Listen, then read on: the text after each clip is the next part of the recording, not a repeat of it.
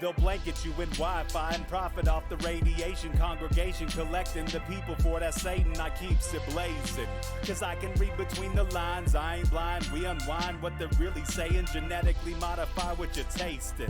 Loan you that cottage promise, so now you live up in your mom's basement. Redesign time so your mind is always wasted. Programmed to crave the basics. Keep the beta in stasis. Pay the state, kid. You're in debt for being born. Messengers are more than just the price for being warned. Don't be alarmed, disconnect from their machinations. Stop subscribing to the folly of all nations. Bone breaking ain't the answer, cause they seek the ownership of souls. Spread the seeds and watch them grow. Break the chains of control.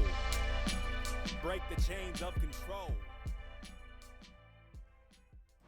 Sweet eternal balance of all that is good, true, and beautiful. Friends, welcome to Rogue Ways tonight, Sunday. Today's episode, we're doing guns and propaganda. There's a lot of emotions about guns, not a lot of facts about guns. A lot of people walking around ignorant, which is understandable because most of what you've encountered is probably propaganda, and very few people take the time to educate themselves on guns, gun laws, gun history, or anything else about them. And tons of people then go around just spewing their emotional declarations at everyone and attacking people for not just agreeing with their emotional declarations. So tonight we're aiming to dispel the nonsense, cut through the malarkey, remove the propaganda blinders, and just look at what's actually going on and what's been going on with these tools. This is meant to be then an episode you could share with anyone, just like our geoengineering and global climate change episode, for an easy, for people who are actually open-minded enough to keep thinking, an easy place where they can see all of the sort of information that's not generally shown at once in one place. So I'll try to keep the swearing to a minimum for that reason. It is always good to see you all wherever you are watching this. Twitter, Twitch, Restream. Wait, Restream is not a place you can watch this. YouTube, Facebook, or here on Rockfin, which is the best place to see anything because nothing gets censored here. YouTube sometimes takes things down. Cross our fingers that they don't do that here. Who knows, though? This may become something just like many recent topics that you're not allowed to share truth about. You're just supposed to screech emotionally with the masses and the media and move along. So we'll see. But I don't know. We'll see. So if you're watching anywhere, I'm glad to have you. But Rockfin is the best place. It is free. You can watch this episode and most Rogue Ways episodes for free on Rockfin. Middle Path is for supporters, but if you support on Rockfin, then you also get everybody else on Rockfin's content, and there are so many beautiful, amazing, intelligent, high-level shows there that you can see, so it is a good place to do that. It's hot here. I don't know about where you're at, but it's like 90 or so, and it should be for about a week, and it's those long stretches of hot that things don't really cool down between, and night doesn't even get that cold, and that's when it gets really intense for me. So everyone pray for me that we'll get through the heat wave. This time of eternal air conditioning is upon us. So I do like to, of course, invite you to go to the site, rogueways.org.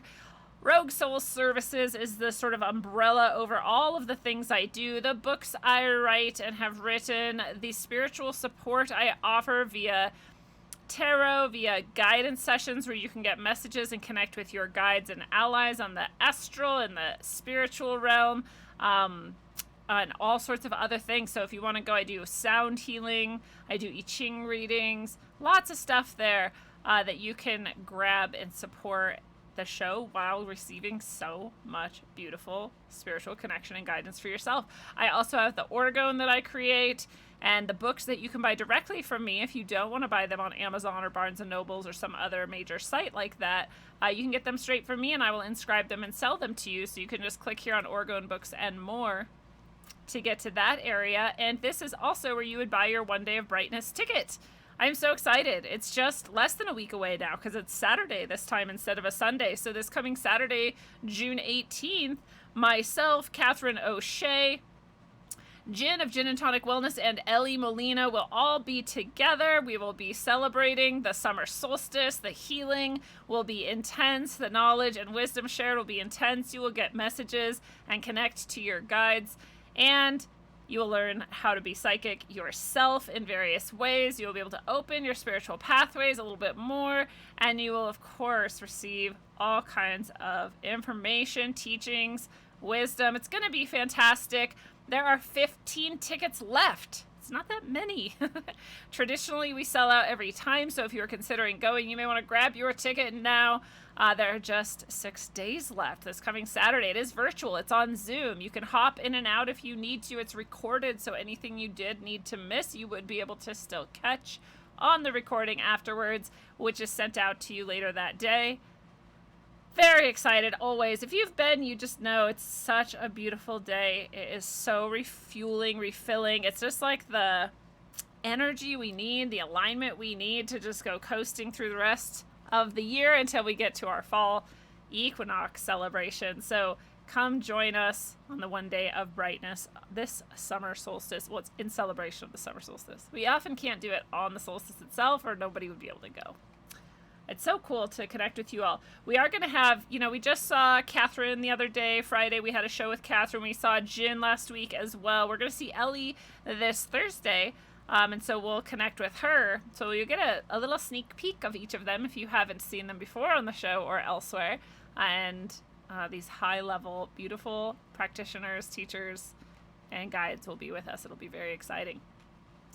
So we've got Key in the chat, and Sean Roper in the chat over on Rockfin, as well as a lot of people haven't said hello yet. And nobody's saying hello over on YouTube or anywhere else. But we'll get there. So let's just hop in, guys. First, I just want a reminder for people who don't know the definition of a false flag attack. A false flag attack is defined as an attack or other hostile action that obscures the identity of the participants carrying out the action while implicating another group or nation as the perpetrator. And I always like to point out that false flag attacks historically happen all the time. They're not a conspiracy theory. They're something that anybody who is in any kind of a war or a conflict, or even just a situation where they're trying to come out in a certain agenda in a certain direction, and who's not afraid to, kind of muddy the waters in order to gain that control, to get that direction flowing. All these people know false flags. This is just a tactic, right? Just like a wrestling move you might learn in wrestling, right? It's just one possible wrestling move on the front of any kind of social or political interaction and dynamic. So false flags just exist. For some reason, recently especially, false flags more and more have been thrown into the pile of QAnon and conspiracy theory, but we could have a whole show just on false flags, all the historical examples that have proven accepted by mainstream to have happened, and they are of all different types. And this is the other reason I like to bring this up, is false flag doesn't mean no one died. It doesn't mean the thing didn't happen. It can mean those things. It can mean that the whole thing was completely fake. It can be pure propaganda, or it could be something that was horrible, killed tons of people, all these people are dead, and still be a false flag. It can be any type of thing. It just is the idea that it's misattributed. It's said to have been this actor carrying it out when it was actually that actor carrying it out, whether it's a nation or a group of people or anything. So I like to bring that up at the beginning of this, because especially with the gun debate, we may or may not have seen tons of false flags that attempt to get our emotions really, really high and then throw them in a certain political and social direction. It's important for us to understand that we are abused and used in this way by psychopaths and otherwise, so that we can attempt to not be caught up in their games. And we can attempt to say, let's use logic and rational thought and reason to get through this. So it's always important to just remember that.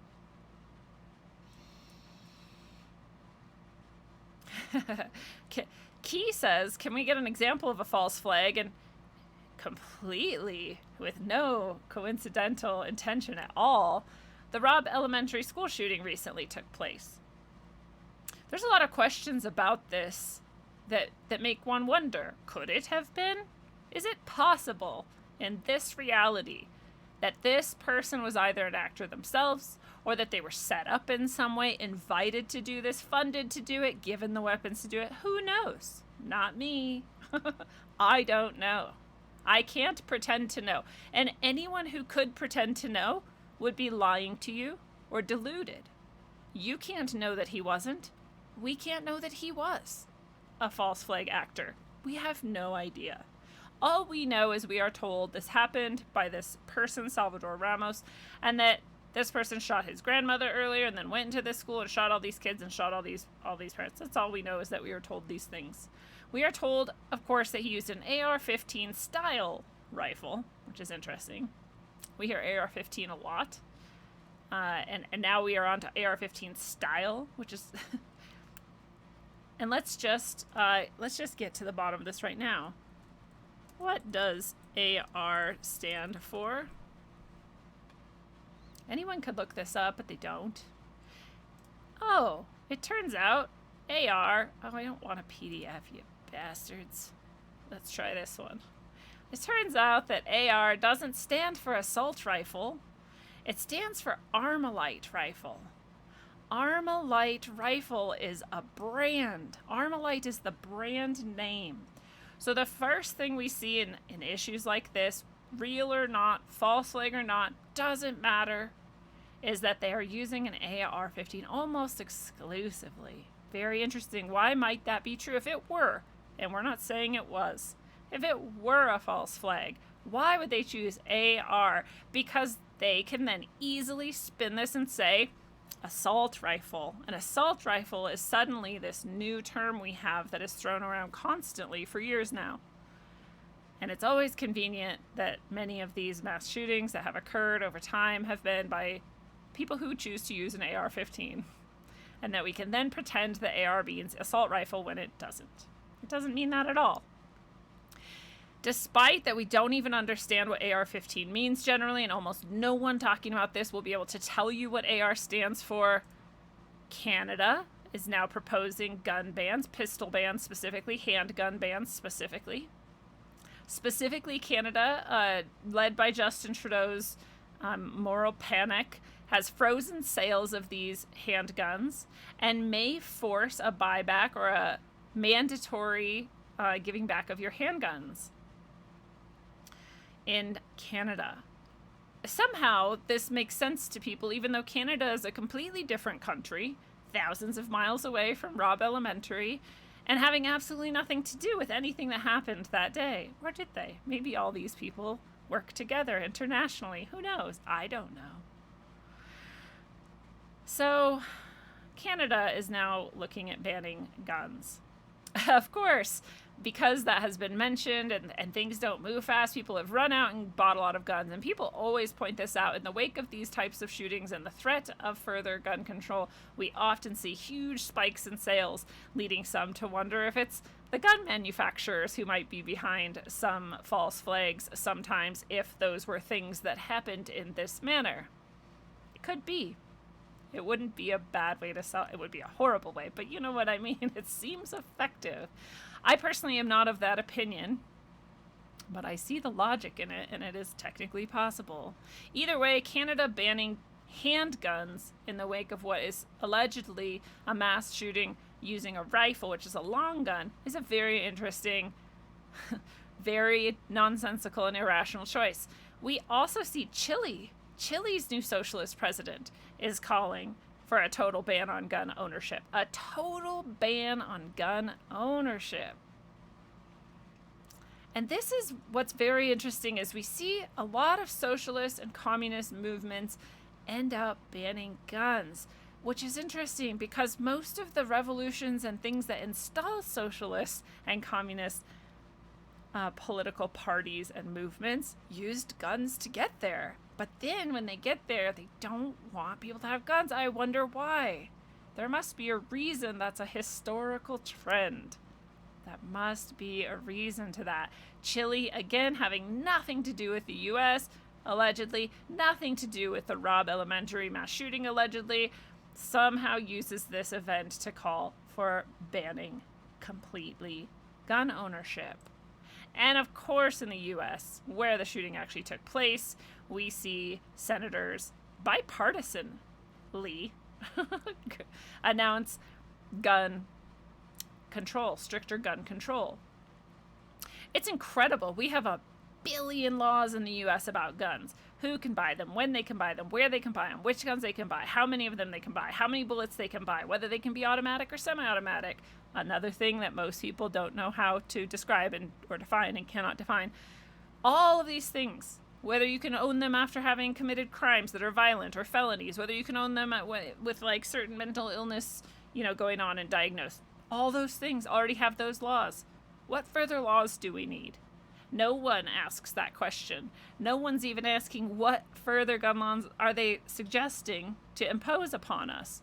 All they're doing is clapping like dumb seals who are throwing some fish and just belching back like, we love it, we love it. They don't even know. They don't care. They know that they got really upset that children seemed to be murdered, and then they got really excited that someone seemed to be doing something about it. That is the mentality of a small child who doesn't actually think at all and just reacts emotionally to things that they cannot understand. The difference being any adult can understand this, can choose to understand this. And this is why it's important to talk about these things with people. And it would be very nice if people could talk about them without emotions involved. So this bipartisan bill is the most maybe concerning to some people who are interested in keeping our rights to own guns in this country, is the red flag provision, they're calling it, the promotion of red flag laws in various states. There'll be grants given to any states that impose the red flag laws. The red flag laws tend to be the laws that allow someone to basically turn in their neighbor and say, I'm worried about this person and I know they have guns. And then based on that report, law enforcement can go in and just take the guns from that person.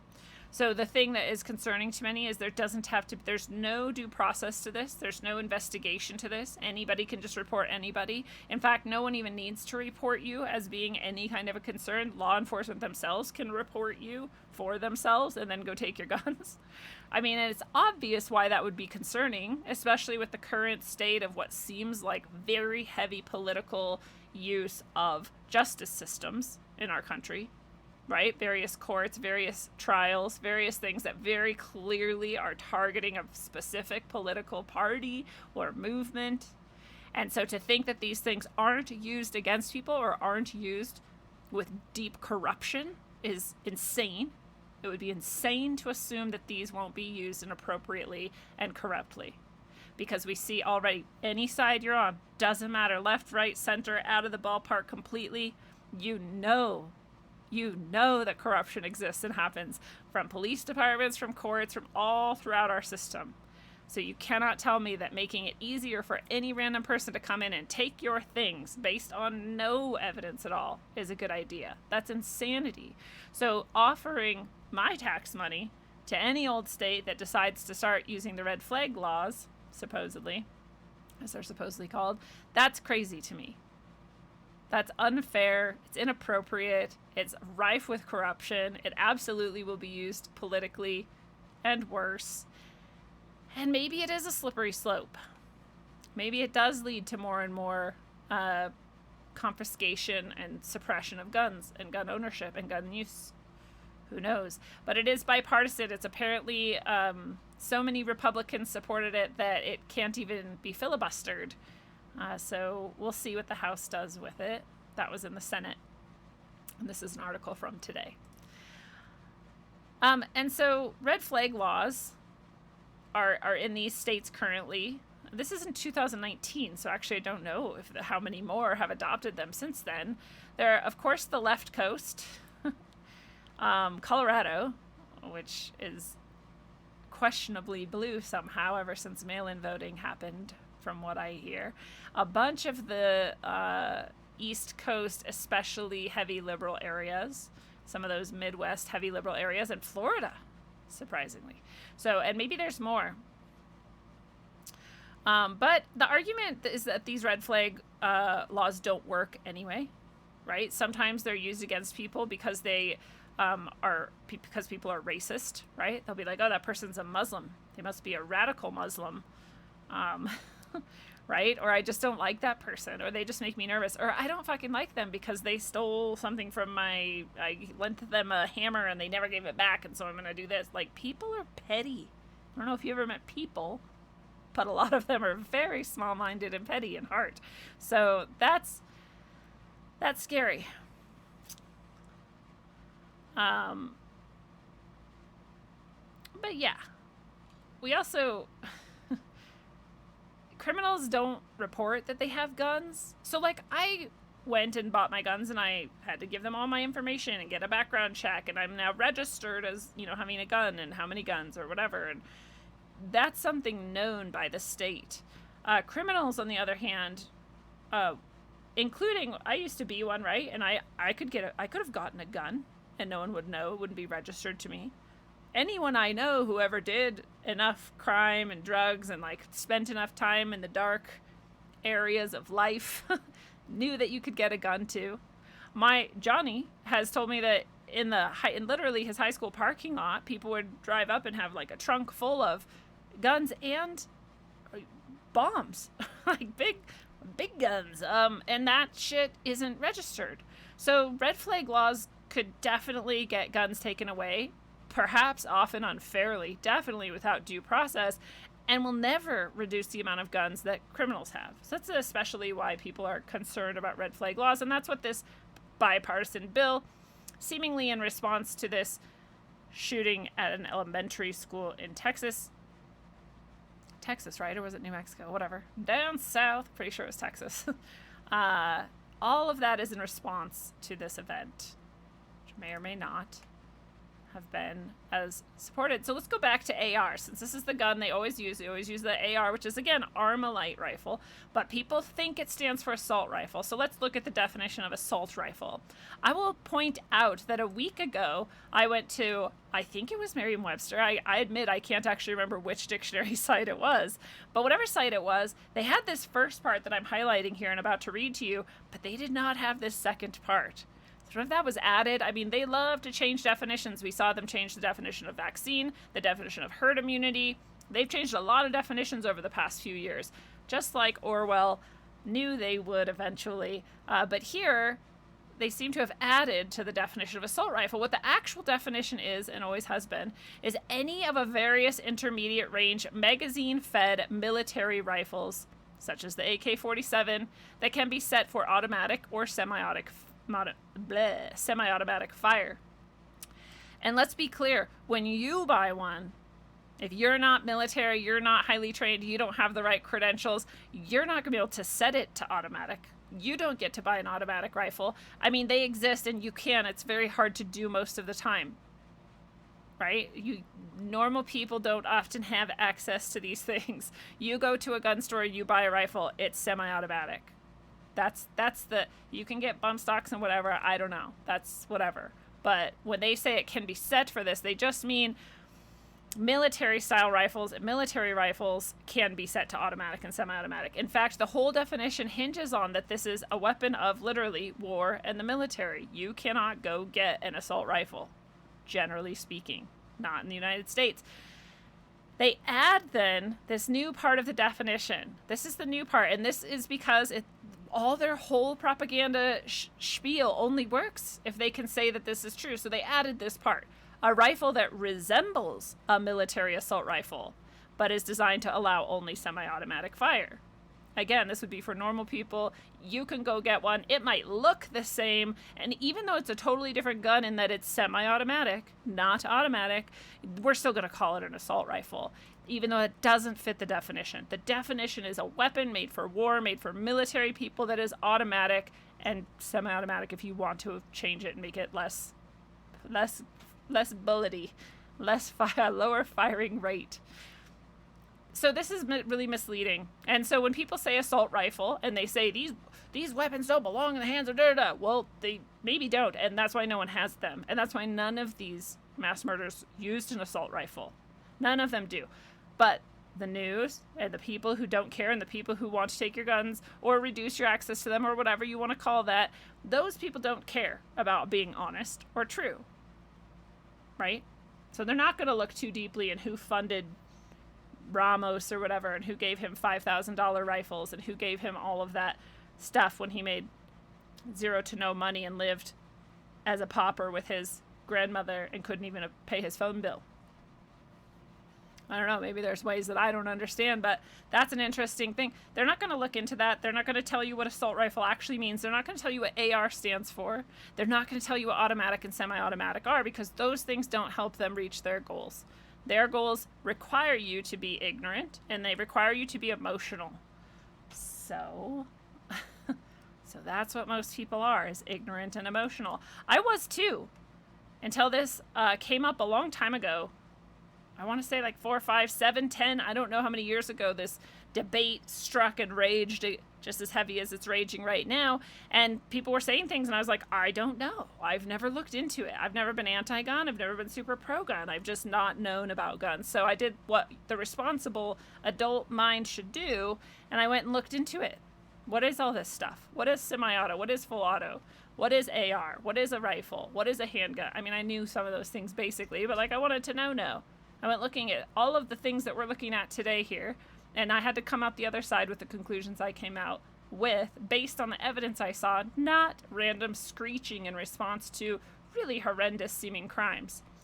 Semi-automatic versus full automatic. This is another thing that many people just don't understand. They will say, oh, these people, they went and they shot these kids with these automatic weapons. No, they didn't. They didn't have automatic weapons. They had semi-automatic weapons. And then people will say to you, well, they shouldn't even have had those. We shouldn't even have semi-automatic, because they don't know what they're talking about.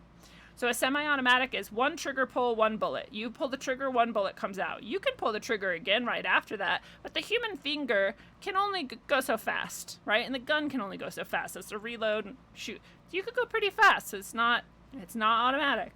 Automatic, you pull the trigger once and a whole spiel of bullets can come out until you release the trigger or run out of ammo. Continuous firing. You've heard the sound before in movies or whatnot. You can go look up videos of it and you can see the difference. So when people say we shouldn't have semi-automatic weapons, you say, okay, well then should we still have guns? I say, sure, but just not semi-automatic. So what they mean is we should have muskets, where you have to take a bullet, put it in, shove it down, light a thing, shoot one time, and then do it again. I don't know how not to laugh at that. Like, well, you may as well just not have a gun then. There's plenty of other weapons that are just as good and not banned.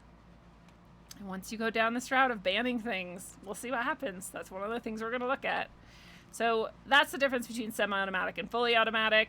Armalite rifles are not assault rifles. Assault rifles are not things that generally people have. They're definitely not what we are told these people often are using in these mass murders. They seem to be just using Armalite rifles that are semi-automatic. So this is a picture. I just typed in hunting rifle. This is a hunting rifle. Lots of people will look at this. We saw them probably more often when we were kids, at least for me. Not many people have their rifles displayed anymore, but when I was a kid, people had them in their trucks. They had them in our gun cases. They were just in the hallways. Like, there's just guns around. They look generally like this, or generally have wood or brown casing. And when you ask, again, a very emotional, irrational person, is this type of gun okay? They say, yes. That type of gun is fine. I'm okay with hunting. I just don't want people to have assault weapons. Well, here's assault weapons. Here's an assault rifle, supposedly, right? What's the difference? The assault rifle is cased in black metal. And that's literally the only difference. And people don't know that. And that's unfortunate, because they'll say this one should be banned, but not this one. The brown wood casing is okay with me. The metal casing is not. Someone posted a meme the other day, and it was a hunting sedan or a hunting station wagon, and then an assault station wagon. Remember when station wagons used to have wood siding, and then the other station wagons didn't have any? It was pretty funny because it's exactly like that. They're both station wagons. They both have the same governor. They both go the exact same speed. They have the same engine. These guns are the exact same. They shoot the same bullet size at the same rate. But people will look you dead in the face and say this one should be banned and this one shouldn't. Well, here's the problem with your ignorance. If you succeed in banning this one's banned too, because they're the same gun. They just have different clothes on. Don't be stupid enough to pretend like you know things. Don't pretend to be able to debate this issue. I don't need a standard real debate. I mean, don't even talk about this issue if you don't know what you're talking about. Be like me. Back when this was raging, however many years ago, I really think it was like 7 or 8 years ago, I don't even remember. Back when this debate was raging, and I didn't know. So when people asked me, I said, I don't know. I'm not sure. I haven't looked at the data. I don't know. Human adults of rational minds who are thinking can say that. And I didn't feel bad for not knowing. I didn't feel stupid for not knowing. I would feel stupid for saying this gun should be banned, but not the one with the wood dress on. That would make me feel stupid. Especially when someone afterwards pointed it out and was like, dude, this is actually the only real difference. I'd be like, wow, I'm an asshole. Maybe I should think before I speak, and maybe I should know what I'm talking about before I pretend to be able to change the entire country and every human being in its access to guns, especially given the severe consequences of possibly banning semi-automatic rifles.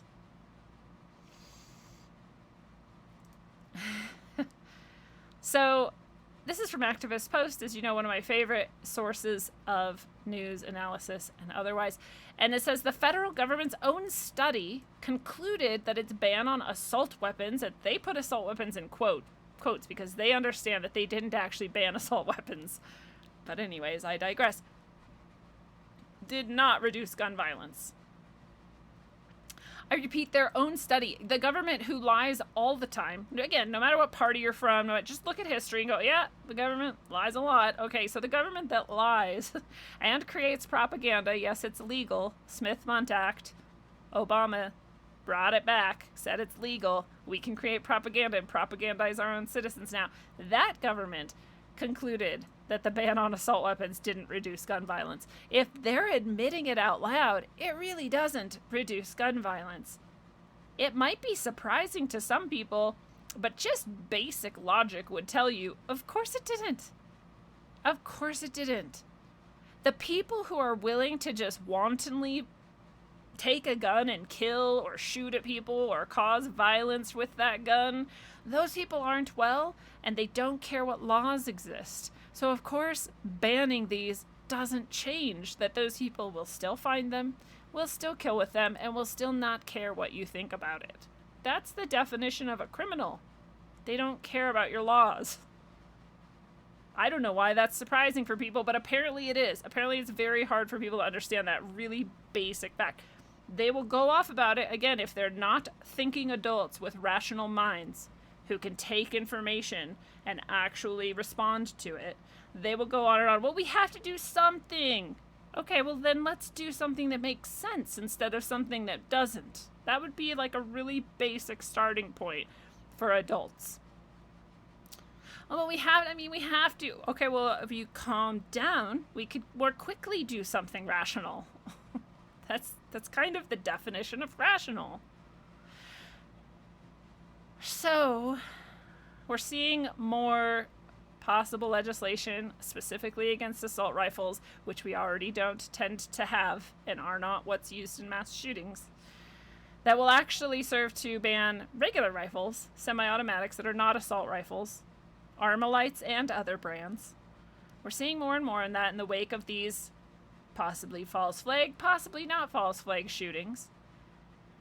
And we see the 1994 assault weapons ban turned out not to have any effect on shootings, murders, or gun violence. So, the other point they make that is really good is that assault weapon is basically a tautology. By definition, any weapon can be used to assault someone. So, but again, the definition is actually that it's used in war by warriors and generally automatic or having automatic capabilities.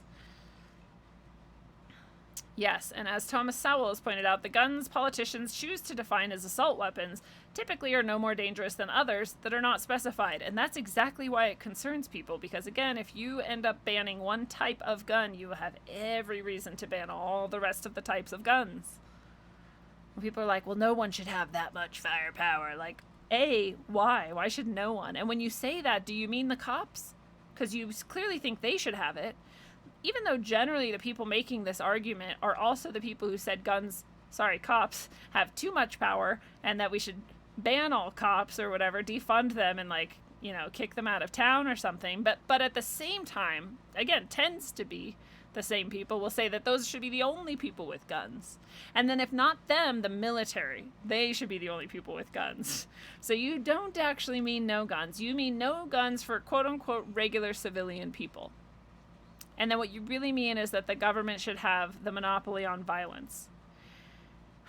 And we always get back to this. And then people say like, well, what? You think you're going to take down the government with my gun? Like, no, I don't. But I would appreciate keeping my right to be able to protect myself from the goons that they may or may not send after me someday for any of various reasons, political, sociological, or otherwise.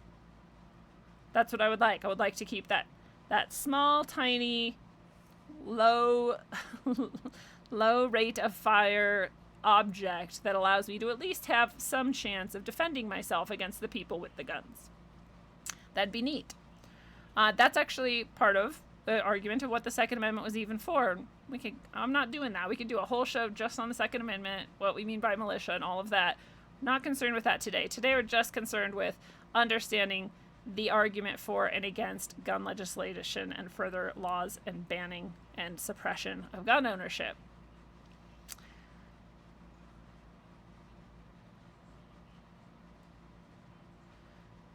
So people who don't understand it are upset that, you could do a ban on these guns and it doesn't mean no one will have them and it doesn't mean blah, blah, blah. It just means we won't sell them anymore. It's like, well, this is a first step that we will see soon in historical tradition, the first step towards heading towards other types of suppression of gun ownership. So you start with saying, okay, you can't own this type.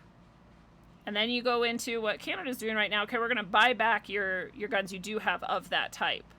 And then you go into, well, now it's illegal for you to keep them, even if you didn't sell them back to us.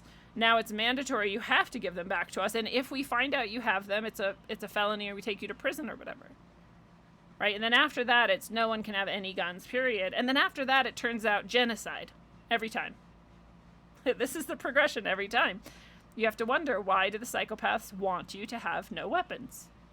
Why do they want them to have weapons? And remember, always the best point. Are they giving up their guns? Are they saying to their Secret Service and this is for celebrities who are talking, Matthew McConaughey, politicians, all these people, are they saying to their bodyguards, you can't carry guns anymore, I'm against them now? No. And they never will. Because they actually like guns. They want guns. They understand the power of guns. They don't want you to have guns. Why is that? No matter where you think you land on any of these spectrums, on any of the sides of these debates or whatever, just please, someone answer me that question. Why do people like Matthew McConaughey and these politicians let their bodyguards keep their guns, but tell you not to own guns? Don't fucking tell me this shit. Oh, well, they can't. I mean, they're targeted, and right now everyone still has guns, so then I have to have mine too. The end. Why are they more important than me? They're not. No, they don't get to tell me not to have guns and then keep their guns, which is what they always do 100% of the time. None of those people ever disarm themselves first. If you were truly about this, you were really concerned about it, and you knew that getting rid of all guns was the best way to go, you get rid of your guns first. Prove it to me. But you don't. Because that's not actually what you think. There's a different reason. There's something else motivating you. You have to admit that simple fact. That's a fact. I don't know how people can't see that. Just like all these things, though. I don't know how people can't see Armalite rifle. I don't know how people can't define assault rifle, but they feel free to use it. I don't know why people don't know what the fuck semi-auto and automatic mean, but they'll tell you what to use and what you can have. They won't look at history. They won't look at these. These are studies now we're getting into, right? And the one we just mentioned was the government's own. study on their own ban had no effect on violence at all.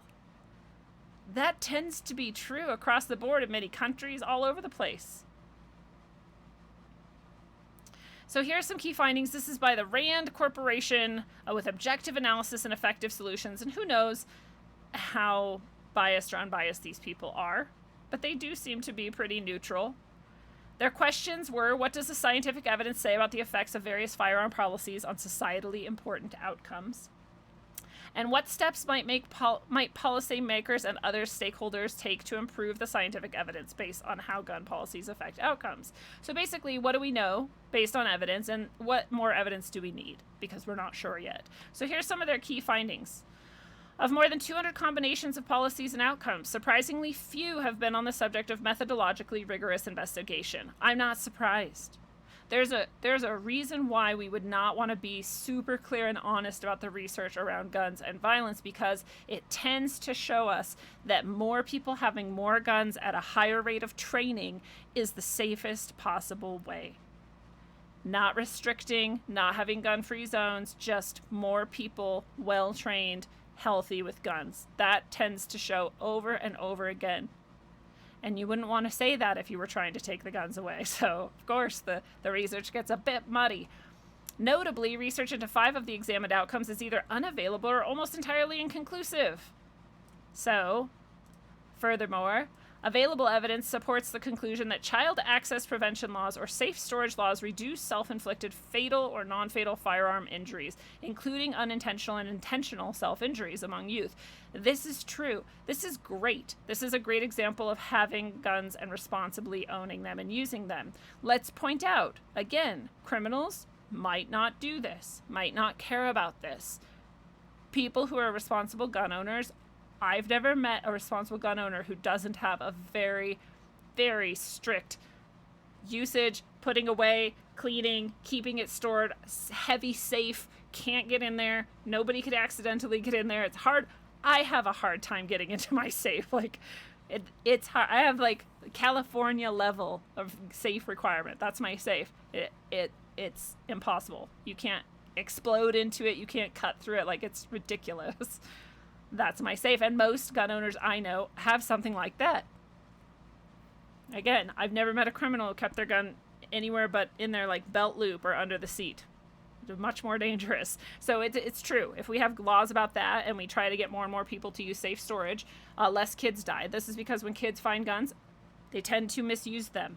This is not true for kids who have been trained how, however, and I don't know if they're about to share that with us, but I learned that from one of my students, actually, who did a position paper on guns, and I was fascinated by the paper because I didn't know most of it. And that was one of the things that she showed, was a piece of research that showed exactly that. Kids who are taught from a very young age to respect and be able to safely use, and this doesn't mean you give them like a 45 and like put it in the hands of a toddler. It means you teach them how to carry, hold, not point in certain directions, never touch the trigger, etc. From a very young age. Those kids don't accidentally kill themselves or others, nor do they tend to commit suicide with them. Kids who have no idea and then find it, those kids are in danger.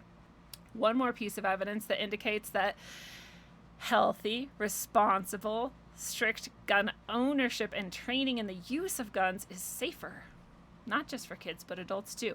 They go on to say there is supportive evidence that stand your ground laws are associated with increases in firearm homicides and moderate evidence that they increase the total number of homicides. So there is evidence that supports that. This is specifically for stand your ground laws. This is when someone comes into your house or on your property. In some states, there's the stand your ground, or you have the castle doctrine or something, and you're able to shoot people. In other states that are like, no, you're not. It doesn't even matter if that person is coming in and like beating the shit out of your wife. You still can't shoot them because you might be charged with murder. So there's a lot of debate about whether those laws are okay or not. And so there is some evidence to say that those laws might increase the overall homicide rate. I would guess so. If you know you're allowed to protect yourself and your family from someone invading your space and possibly endangering you, yeah, I would probably kill them too, and that might be a homicide also. So that makes sense to me. Of course, we have to ask ourselves, is that morally okay? Do I want more people to be able to protect themselves in that way, even if they end up killing the bad guy who invaded their space and threatened their families? My answer is yes, I'm okay with that. That's okay with me to kill those people. All right. Furthermore, there is moderate evidence that state laws prohibiting gun ownership by individuals subject to domestic violence restraining orders decrease total and firearm-related intimate partner homicides. So if you have specifically abused your partner before and now you're not allowed to own a gun, partner homicides go down. I like that. I would support that. So this is, again, evidence helps us make intelligent decisions about which laws are effective, which laws are good, which are helpful, and which are not helpful and not headed the right way, depending on your values as a human. There's moderate evidence that waiting periods reduce firearm suicides and total homicides, and limited evidence that they reduce total suicides and firearm homicides. So waiting periods could be good, right? They seem to have good outcomes. I know people who have waited through the waiting period and then murdered 3 people and killed themselves, so upped the murder and suicide rate, having already waited through the waiting period. Some people are really committed to murder, and that is just... if you ask me if that person could have never gotten a gun in the first place, would they still would have done great harm? Yes. Absolutely. Nothing was going to stop them, basically, in cases like that, which again we see later in further evidence. But waiting periods seem to be good. I'm not opposed to them. I had a huge waiting period in Washington. It was like 2 weeks or something. And then in Colorado, I had a 2-hour waiting period, which is much nicer for me. But anyways, I don't notice a lot more murders here, but I also haven't studied it. Finally, no studies meeting the author's inclusion criteria have examined the effects of gun-free zones, laws allowing armed staff in kindergarten through grade 12 schools, or required reporting of lost or stolen firearms. So we don't have enough data. So they recommend further studies in various areas, and that is smart. Further studies is helpful, especially if they're actually unbiased, actually look at evidence.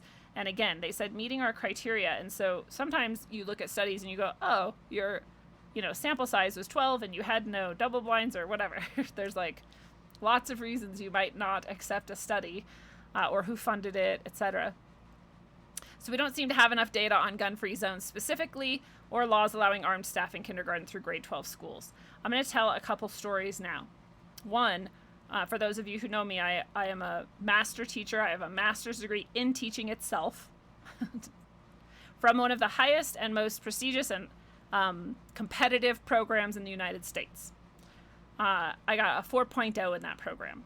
I'm an incredibly intelligent person based on that evidence. I have a decently high IQ. I have high scores on various tests. So there's one thing for people who need that kind of stuff. I'm also a nationally board certified teacher. That's also, again, I don't care about either of those things actually, but I know some people need to know those things. I taught for over 14 years in various settings, public, private, around the world, rural, urban, all sorts of settings. Once I got my concealed carry, which was totally separate from teaching, I would have been more than happy to conceal carry my gun into a classroom. Nothing would have impelled me to. I wasn't going to be made to. I don't think it's possible. I don't think it would be a good idea to force anyone to do that. But I would have done it. Anyone out there who's then like, well, the kids are eventually going to get your gun from you and use it. Like, A, you don't know classrooms or kids. That's ridiculous. B, the point of concealed carry is that nobody would know that I was carrying it. Maybe that fact misses a lot of people's very dense emotional brains. But no one would know. So my students wouldn't know. So if something happened that endangered their lives, I would suddenly be in a position to actually protect them. None of them would have known previous to that moment that I even had a gun with me.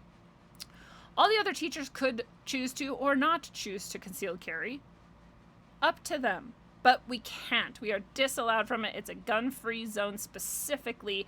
No one may carry a gun into a classroom, a public classroom in this country. Because it's a gun-free zone, anybody who thought it might be nice to go kill a bunch of kids and teachers knows for sure that if they can get inside, they have free range and almost nothing can stop them. That seems really stupid to me.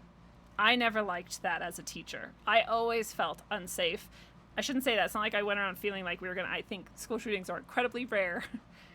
The ones that are actually real and result in actual deaths are incredibly rare. And I didn't in any way fear that that would happen to me at any point in my career. But I was incredibly uncomfortable with the idea that if it did happen, I would have almost no choices. I had awesome kids, and they had all sorts of plans on what we would do if a shooter ever did happen, which was really very cool of them. But we would have had no actual chance against somebody with a real gun if none of us have guns. Their plans included things like holding an apple. This was hilarious. I loved these kids. They would have these apples from lunch that they didn't want to eat, and they would roll them in their hands over and over and over again and never break the skin. And they would have these like very, very soft, mushy applesauce inside of an unbroken skin apple. It was amazing. And they said, Miss Brown, we'll just throw these at the guy and hit him in the face, and he won't be able to see, and then we can all just beat the shit out of him. And I was like, you guys are geniuses. That's the best plan we have. But it would be even better if I had a gun and I could just shoot someone who threatened my children, who I love deeply and would do anything to protect. Our other plans included jumping out the window of a second-story building and just running and hoping that our legs didn't break. So instead of that, I think it would be neat if teachers were allowed to conceal carry. Now, let's step back, and I'll actually add that I don't trust most teachers. Most of the teachers I've ever worked with are incredibly lacking in intelligence and emotional maturity and stability. That's true of most of the teachers I've ever worked with. Severely so. So I actually it's questionable whether or not they should have guns.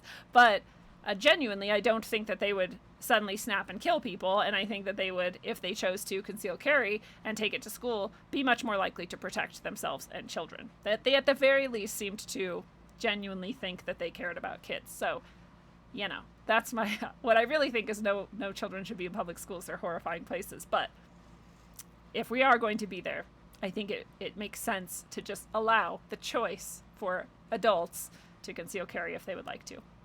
Gun-free zones don't make sense to me at all. At all. I'm going to tell you another story. And this story is when I lived in a little cabin by the river. And I lived far, far from humans. And I lived alone at the moment. And my beautiful pit bull, who would have just slaughtered anyone who threatened me, was not with me at the moment because my ex-husband now stole her from me. So she was gone, and he was gone, and I was still in this little cabin. I was still by myself. I didn't have a gun at this point. I did have a buck knife right by my bed, which is just coincidence. I actually just kept it there because it's an important object to me, and that's just where it lived. I woke up from a dead sleep in the middle of the night. I looked out my window, and on my deck was a silhouette of a human man who was in the act of turning the doorknob of my door. So you can imagine the terror that exists inside of you when you realize that somebody is trying to come into your house silently in the middle of the night. And you're alone. And you don't have a gun or a dog or anything else. Okay, so I instantly slid onto the floor and hid in the corner, picked up my phone, and called 911. 911 told me, we're sending someone there as fast as we can. It might be half an hour. This is a very average story, by the way. I am so unhappy this happened to me. It was one of the most traumatizing things of many traumatizing things that have happened to me in my life. Very terrifying. It fucked my life up for a while. I don't know if you can imagine that moment, but this person was specifically trying to silently come into my house in the middle of the night while I was asleep. No good could come from that. My assumption is probably a normal one, which is that person at least intended to rape me and perhaps rape and kill me and perhaps worse, right? Long periods of torture would be worse. So half an hour I have wondering if this person's going to succeed in coming in my house and what I should do if they do. And so my best option was I found that buck knife. I was like, oh, thank God. I just had this understanding, like I would have very little time and very few opportunities to actually stop someone if I just have a knife. And especially if they have a gun, then I'm really screwed. So my plan was to stand on my bed above the door, kind of above the door, so the side of the door, so I'd have the upper ground. And when they came through the door of my bedroom, I would jump down and try to get the knife into their jugular. I'm not a violent person. I've never stabbed anyone. I kicked someone once in the shin. I don't know how to fight. Right? And so, again, imagine considering to yourself, this is my best chance, is to use this knife and hope that I can jam it into someone's throat. Again, one of the most traumatic experiences I've ever had. I see this isn't streaming on YouTube. I just noticed that. Well, what a coincidence. I'm sure it has nothing to do with YouTube itself. No, it could never be that they wouldn't want gun control and gun propaganda unmasked. So anyway, I thank God this person didn't come in. I don't know why. It doesn't make sense to me. I'm so grateful that this person did not get in. The cops got there first. Instead, they got there in about 20 minutes, a little bit faster than they thought. I did not have to stab anyone in the jugular.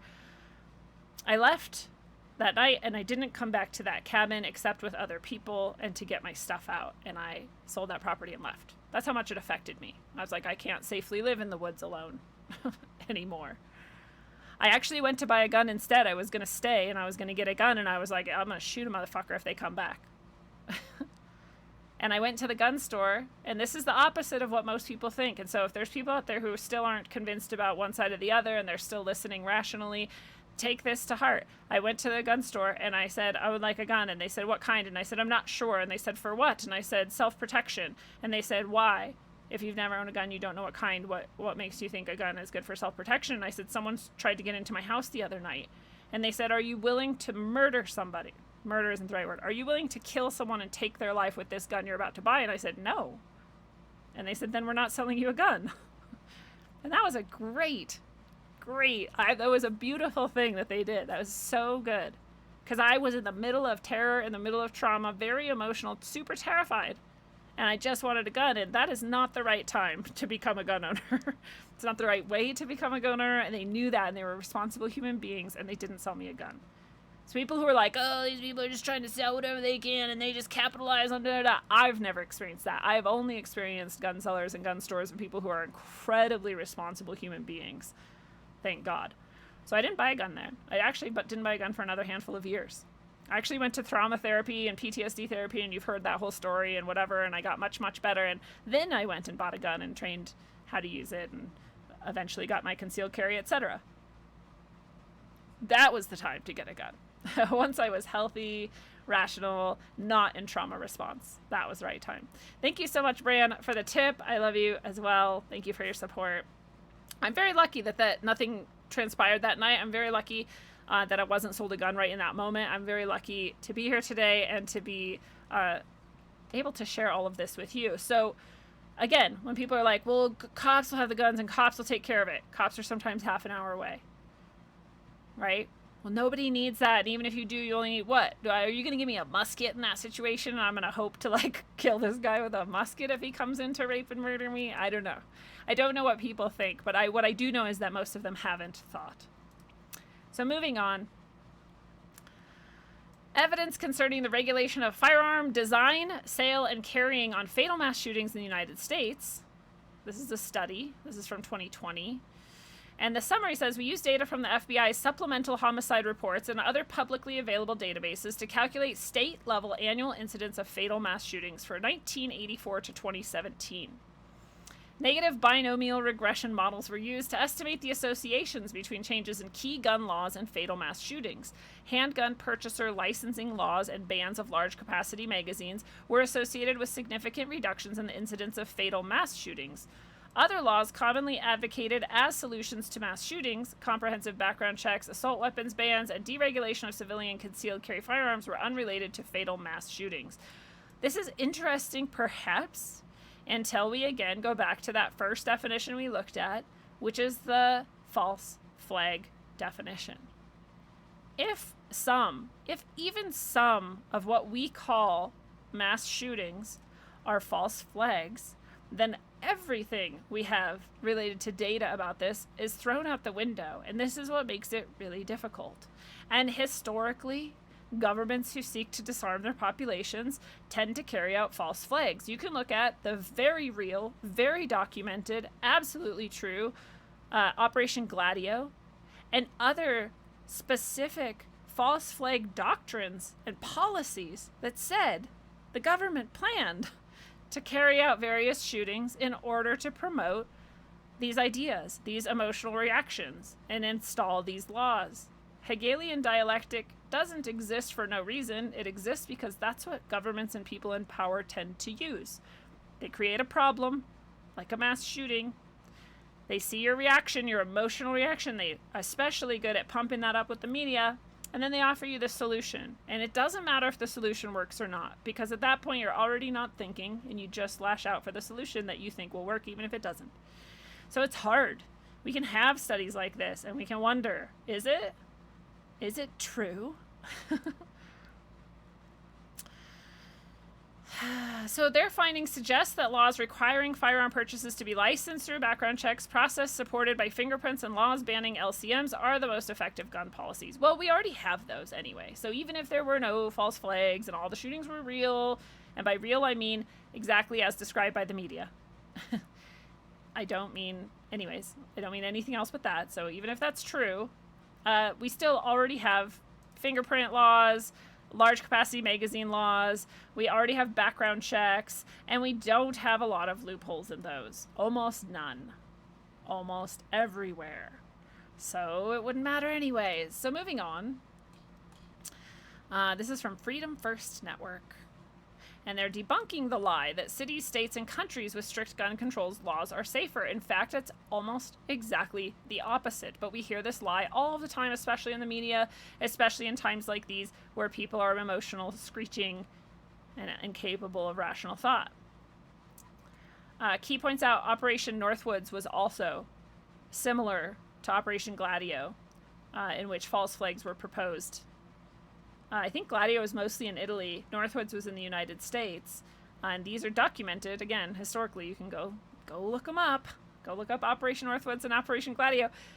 People, again, don't want to know. They don't want to inform themselves. They want to pretend like we're all crazy. I don't know how you can convince yourself that I'm crazy. I'm especially rational. But whatever. I'm not always. I am sometimes very irrational. You can ask Johnny. Sometimes I'm full of emotions and not thinking clearly, but on things like this, I tend to have taken my time to think them through before I opened my mouth about them. So, leftists and corporate media are back again. It's not just leftists and corporate media. It's just anyone who is emotionally reactive. There's people on the supposed right, the supposed left, the supposed center, and everywhere else who are thinking that we need to be harder on firearms, assault weapons, because they don't understand things. So, this is from Andrew Follett, actually, mostly, from his Twitter, his tweets. He has some threads. So he says, a thread on how the media is telling you two major lies about mass shootings and gun control. 1, other countries with vastly stricter gun laws than the U.S. have higher rates of mass shootings. And 2, U.S. jurisdictions with gun laws have exponentially higher rates of gun violence. So those are the facts already. He's just telling you the facts. He's not telling you their lies. He's telling you the facts. Other countries with vastly stricter gun laws than the U.S. have higher rates of mass shootings. I will just reform that and say higher levels of mass killings. Often with guns, but sometimes with other things. There's lots of mass killings that don't involve guns. It turns out criminals will find weapons and will kill you if they want to, unless you can protect yourself. And it is also true that jurisdictions in the U.S. with more gun laws, stricter gun laws, have exponentially higher rates of gun violence. Why would that be? Again, criminals don't care at all what you think. And they will do whatever they like. And so especially if they know you're unarmed, then yeah, they're going to use their criminal ways to be criminals against you. Like, it's easier targets get picked off. It's simple. We know that you can look at a house. If the door is wide open, that's going to be the house the thief's going to go into. If there's no protection anywhere, if you're like me and you're in the middle of the woods by yourself and there's no one that can hear you scream, that's the house a person's going to choose to try to get into in the middle of the night. Not the one that's next to 16 other houses, all with big lights on and people walking and driving by. Not that house. So yeah, if a criminal thinks you might have a gun, they're much less likely to attack you. What a surprise! So here's the thread. Although events in the U.S. tend to get the lion's share of media exposure, mass shootings are clearly a worldwide issue. The U.S. makes up about 1.15% of the world's mass shootings, while having almost 5% of the world's population. So we actually have less mass shootings than some others per capita.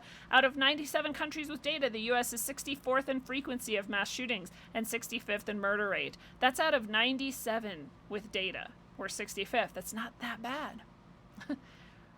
Rates of mass shootings elsewhere are rising faster as well. So there's the rate of increase in how many they have is also going up more than ours, even with the possibility of false flags. 4 times as many per capita died in mass shootings in France as the US, and 21 times more in Norway. People hold Norway up like it's some sort of paradise, but 21 times more people died from shootings per capita. 21 times.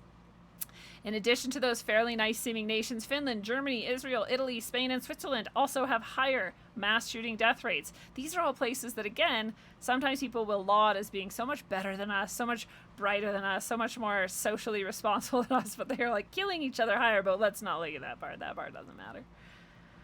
All of those are pretty nice countries with much stricter gun control laws than the U.S. All have higher per capita deaths from mass shootings than the U.S. So if it were true that stricter gun control laws led to less mass shootings or shootings in general, we would see that play out in other countries, and we don't.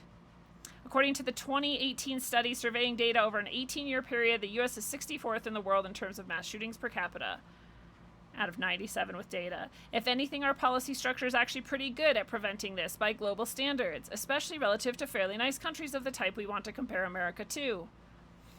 Second, well, it's as many tweets, but this is his second point. The highest gun ownership state with the loosest gun laws in the nation is Wyoming. More people in Wyoming own guns, he's saying, and they have the least restrictive gun laws. 59.7% of households, he says, have a gun. And in Wyoming, he goes on to say, gun laws are arguably the least restrictive, but Wyoming does not have a gun homicide problem, with a rate of only 1.4 per 100,000, actually lower than right across the border in more gun-controlled Canada, and only about a third of that is the nation as a whole. He goes on to say the highest murder rate of any jurisdiction in the U.S. is Washington, D.C., which has a murder rate of 21.8 per 100,000, more than 20 times that of most European countries. Again, this isn't by the country anymore. This is now by municipality or otherwise, smaller sections, cities, and stuff. So Washington, D.C. is 20 times higher than most European countries, even though it has the strictest gun control. Most restrictive gun laws in the country, he points out, in Washington, D.C. And the lowest rates of legal gun ownership. So how could it be that it has some of the highest murder and gun violence rates? Well, again, criminals are like, woo, no one here's got guns. Let's do whatever we want. He says, I'd say the data suggests that the factors making D.C. having such high gun violence rates are part of the story of why America as a whole is so deadly, but these cannot include high gun ownership or lack of gun regulation by definition. If stricter gun laws reduced gun violence rates, you'd expect jurisdictions with those laws to have the lowest rate of gun violence. Instead, we find exactly the opposite. Maybe you think, of course, these jurisdictions have higher gun violence rates, that's why they enacted the laws. But the data is clear that those laws haven't reduced those rates. The factors making D.C. so deadly are part of the story of why America as a whole is so deadly, but these cannot include high gun ownership. Facts don't care about your feelings. And blaming this on Republicans, blah, blah, blah. He points out that mostly it's actually in Democrat-run places that have traditionally been Democrat-run for a long time. All the cities with really bad gun homicide rates, all of them are Democrat-run. He goes through each of these types of cities, like St. Louis, like Baltimore, like Chicago, like Los Angeles. There's so many, and they're always primarily liberal, having Democratic leadership for years. So yes, he goes on to say if they actually could take down gun violence and rates of gun misuse, then sure, he'd think they were serious about it, but it turns out over and over again they keep using these same methods and keep ending up with lots more violence than they thought they would get. So that's basically his tweet, His points are good. He references data. You can go get it. That's from Andrew Follett on Twitter. We also have this democide and disarmament key. So in addition to seeing this play out in cities across the United States and seeing the opposite play out in places that have loose gun laws, so again, Wyoming, like least murders, least, amount of gun violence, loosest gun laws. Chicago, Los Angeles, Washington, D.C., these places having the most gun laws and the most violence. Turns out we could see later if we get to it, if we dig deep enough, that actually what is the biggest predictor of whether or not gun violence will be a problem is poverty. This is the same in education. These are the things no one wants to actually look at. They throw all this money at education over and over again, all this testing, all this stuff, all these programs, all these things. Why aren't kids getting smarter? Why aren't the tests going up? Turns out the number one predictor, no matter what else you look at, you can give them all the books, all the money, all the programs, everything, and still you will see this trend because the number one predictor of failure academically is poverty. Poverty turns out to make people incapable of learning, not because they're stupid, but because they have way too much shit on their mind. Poverty turns out to make a motherfucker real desperate, enough to maybe kill, enough to maybe harm themselves or others. Poverty. So we don't look at that though, right? We think just laws will help, and we see over and over again they won't, and we keep doing it anyway because we are insane as a society. So this article is written by Don B. Cates. This is published in a journal a journal, and this is published by the Johns Hopkins University Press. And it's about democide and disarmament. And they point out that at this time, in 2003, again, many articles came out in which they were promoting gun control, in which only the military and the police and a select civilians would be armed and no one else would be. And all these people are arguing for this again. We see this over and over again. We just go through this cycle again and again. But disarmament advocates have failed to learn the important lessons that the democides of the past 100 years should have taught them. The term democide, as coined by Professor R.J. Rummel, refers to all kinds of governmental mass murder of citizens, including politicide, the murder of political opponents, genocide, etc. Insofar as firearms have been crucial in democides, the killers have been armed either by governments or were government agents themselves. Just this paragraph is all we need. This is true throughout history. People are, you think you're going to take down the government? No, I think I'm going to keep the government's agents from being able to kill me as easily, and that's all I care about. I don't care about taking out the government. I don't think many people do. I think they just don't want democide to occur again, because we see it every time we are disarmed. Somebody comes in and just kills all the motherfuckers, just any group they want. We'll see exactly who in a little while. They go on to say prevailing arguments for disarmament are based on illogical foundations. When placed in the context of specific historical events, they often seem incoherent. The case of the Cambodian genocide illustrates how encouraging governments to limit small arms ownership can have terrible consequences. As the killing began, Cambodian soldiers undertook an extraordinary house-to-house search to confiscate weapons people could have used to defend themselves. A witness recounts that the soldiers would knock on the doors and ask the people who answered if they had any weapons. "We are here now to protect you," the soldier said, "and no one has a need for a weapon anymore." Does this sound familiar to you? Because I'm pretty sure this is what most people are saying right now.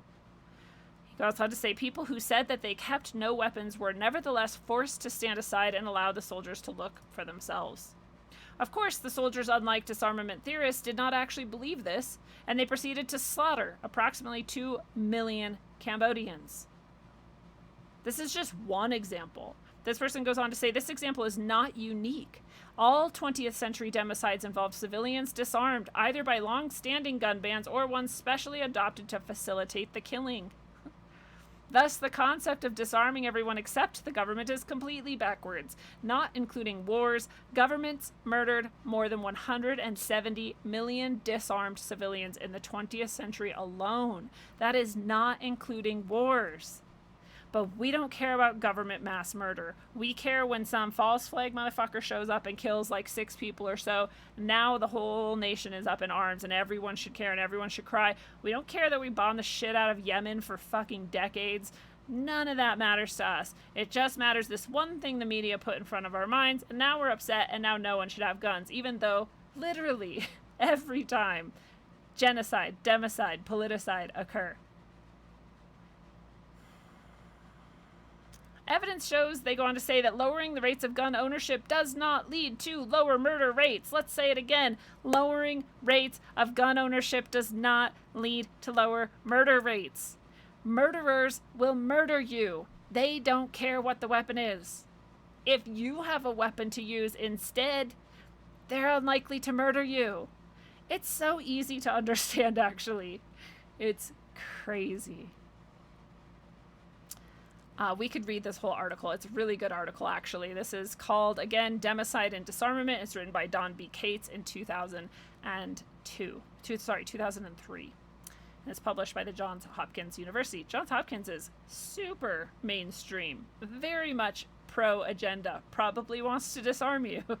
But back in 2003, people could still publish things that were critical of the agenda. So that's nice. I'll throw this link out for you in case you want to hop on that one.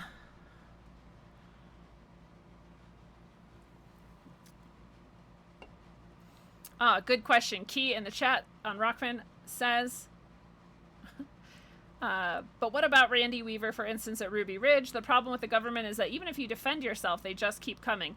Yes, but the government has not yet been able to carry out genocide, democide, or politicide in the United States. In fact, the British government wasn't able to take us over when they tried, also because our people were well armed. So while you may not, again, be able to stop the government or take them down, they can't stop all of us, right? They could stop one Ruby Ridge or one whatever. They could do a lot of damage even if they tried to get all of us, but it would be protracted, bloody. They would suffer mass casualties.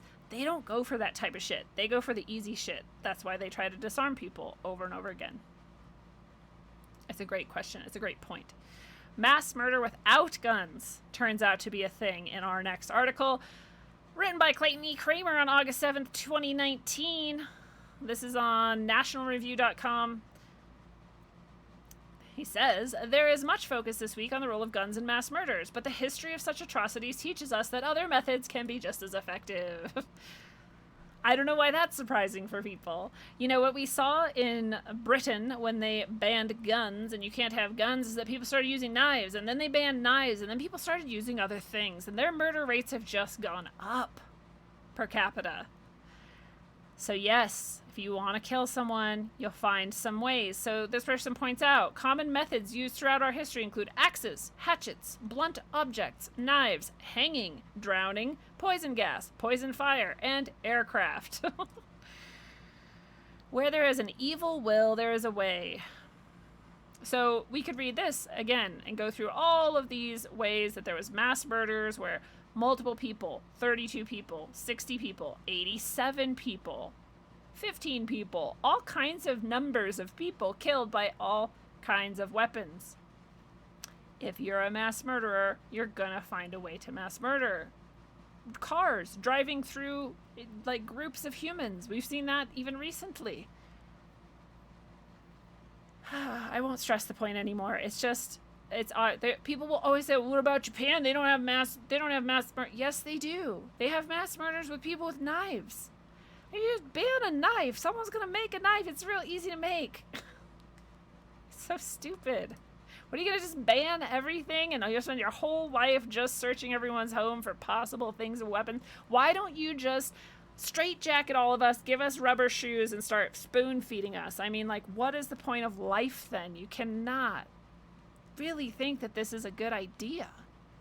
Here's a two. People are like, oh, what, you think like people with guns are gonna like do good things? Yeah, all the time. We just don't commonly see it reported. I'm actually shocked this is in the BBC, and I think it's because the alternative media promoted this story so much, so often, so frequently. We did such a good job of talking about it that they had to acknowledge that it existed, but most of the time we never hear about these things. This is an armed female bystander kills a man firing at a party in West Virginia. This is so poorly written. You know, you need parallel structure. If it's an armed female, it's an armed male. Anyway, this woman killed this man. He was partying. They were both partying. They were at a party. He was opening fire on the party. So the obvious intent there is to mass murder. If you're opening fire at a group of people, your intention is to mass murder them. And she stopped him by shooting him with her gun that she had legally and concealed on her. So yes, we saw it in that church. That guy came in and tried to kill. Who knows how many he would have killed, and someone there had a gun and shot him instead. So yes, good people with guns do stop bad people with guns quite frequently, actually. If we were going to go into the details of that, again, we could do a whole show just on the different types and ways and venues and methods of good people stopping bad people with the weapons that they do have. Japan, Lindsay Smith points out, also has a high suicide rate. That is a really good point. So talking just about reducing access to guns to prevent suicides is also inappropriate, because it's not true. So this is the ever misleading United Nations. So this is the first thing I found. Not this 2019 one. There was a previous one that we're actually going to look at, which is from 2013. But they're both from the Global Study on Homicide that the UN does. And so here they have this sort of overview of the 2019 one. And if you look at it, they just have pretty graphs and shapes and colors and numbers thrown around. And there's no context for any of them. And there's no explanation, and there's no anything. All those things are important, especially when you're just looking at numbers. So in 2017, they say 464,000 people are estimated to have been victims of intentional homicide. The average global homicide rate of 6.1 victims per 100,000 was estimated in 2017.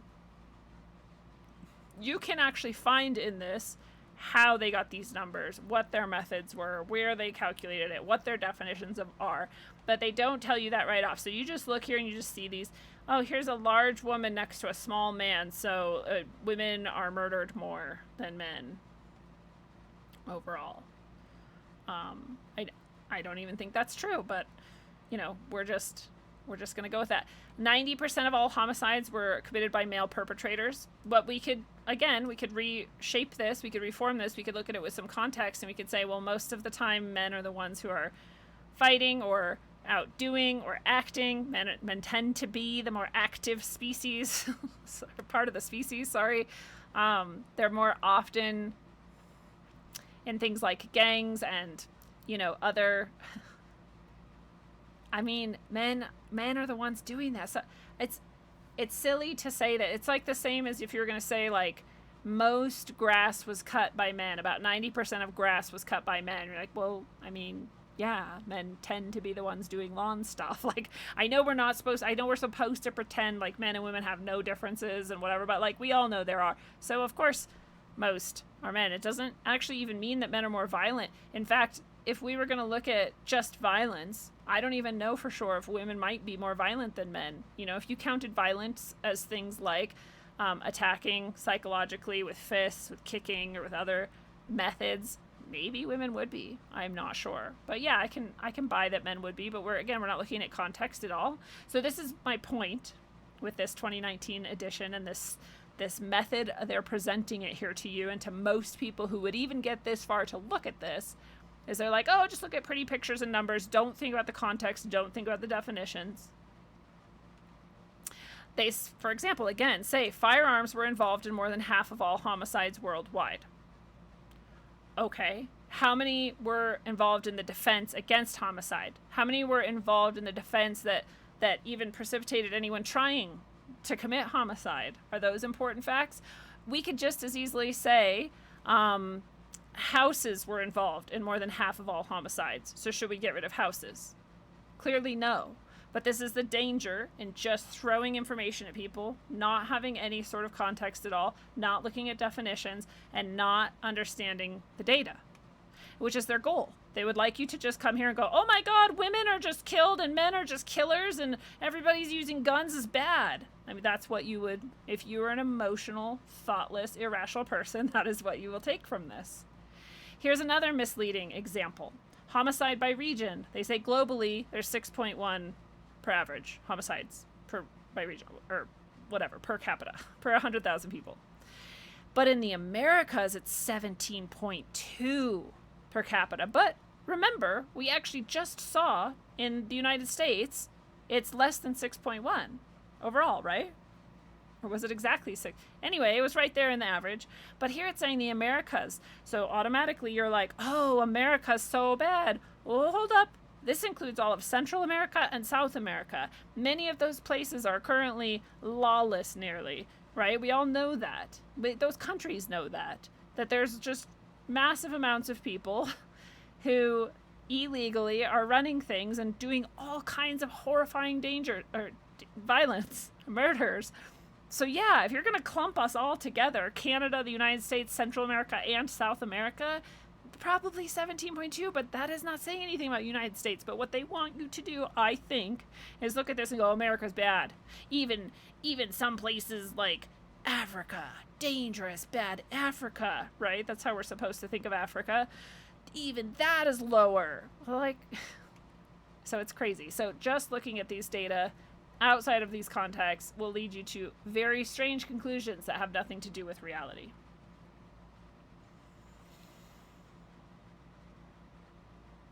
They talk about organized crime killing as many people as armed conflicts, which means like war and militias in various places.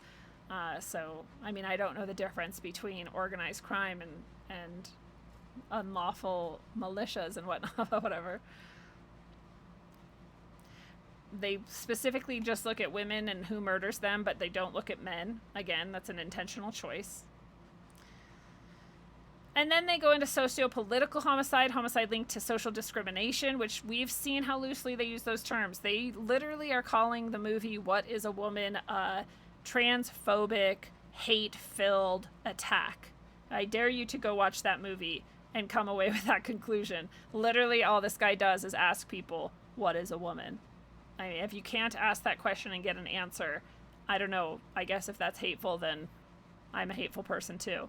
But I know that's not realistic. So when they say this, I'm like, I don't even know what they mean by that. Do they mean that people they decided are bad people, like killed someone and they decided it was a hate crime or something? Because that's the type of shit we keep seeing. Misdefined, misrepresented. So I don't know if that even means anything. So yeah, you can go into the booklet and you can break it down. And if you did that really well, you would actually get to some very different conclusions than what they would like you to take away here. That's my main point in looking at that. Let's look at this one that I'm more familiar with from 2013, because this was the one I dug into last time I was trying to get really familiar with this. So yeah, I guess it was almost 10 years ago that I did this initial digging into guns that led me to understand the things I seem to understand now. Okay, so I want to point out too, they do a lot of expositing. They do a lot of just orating. They're like, here's what we think and here's the stuff, and they tell you how to think about the data. They tell you what to think, but they don't use the data when doing it. So if you read their scripts, their postscripts, their prescripts, their prologues, and their analyses and stuff, then again, you might come away with various conclusions that the data doesn't necessarily show. What's very interesting to me are some of these. Oh, and here's the executive summary. So yes, if you read the executive summary, you'll come around thinking the Americas especially bad, guns are real bad, and men are real bad. It sounds like an agenda to me. Again, Americas, we can't separate the Americas for some reason. They're vastly, wildly different political and social places, but for some reason we need to clump them all together.